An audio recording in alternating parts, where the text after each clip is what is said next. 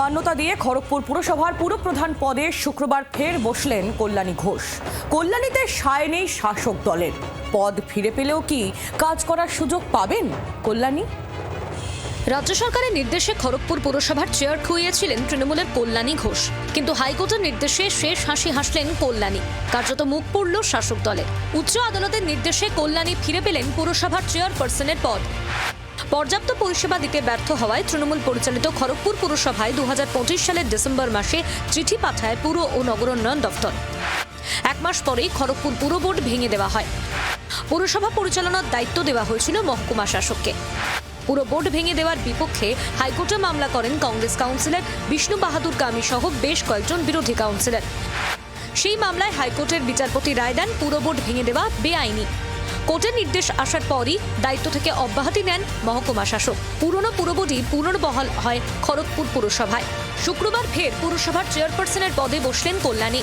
আবার আপনার উপর কোপ আছে, করবেন? কোপ আসবে না, সেভাবে আমরা সব কাউন্সিলররাই ঝাঁপিয়ে পড়ে মানে যে খামতিগুলো ছিল সেগুলো রিকভার করে।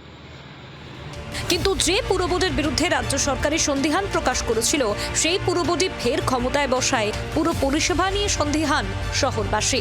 এই পুরো বোর্ড পরিষেবা দিতে পারবে বলে মনে করেন? দেখা যাক, আমরা আশা করছি হয়তো শিক্ষা নিয়ে হয়তো এই পৌরসভা আবার মানুষকে সঠিক পরিষেবা যদি দিতে পারে, যে শিক্ষাটা ওরা পেল। পুরনো পুরবোর্ড ফের ক্ষমতায় আসায় তৃণমূলের গোষ্ঠী কোন্দল প্রকাশ্যে এসেছে। দেখতে পাচ্ছি যে ওদের খুশির অন্ত নেই কংগ্রেসের। এখন যারা কেস করেছে তারা আমাদের কাছ থেকে বহুবার আনডিউ एडवांटेज নিয়েছে। आपका घर में एक दिन तकलीफ होगा तो आपके घर छोड़ के चला जाएंगे? नहीं ना। उसी तरह तकलीफ तो होता रहता है। ये तो इंसान है, इंसान की जिंदगी में अच्छा भी होता है, बुरा भी होता है। शायद तो 20 दिन खड़गपुर म्यूनसिपालिटी में बुरा दिन था, फिर अभी अच्छा हो गया है, फिर से पब्लिक को सेवा मिलेगा।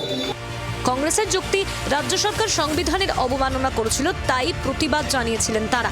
মানুষ পরিষেবা না পেলে আবার প্রতিবাদে সামিল হবেন।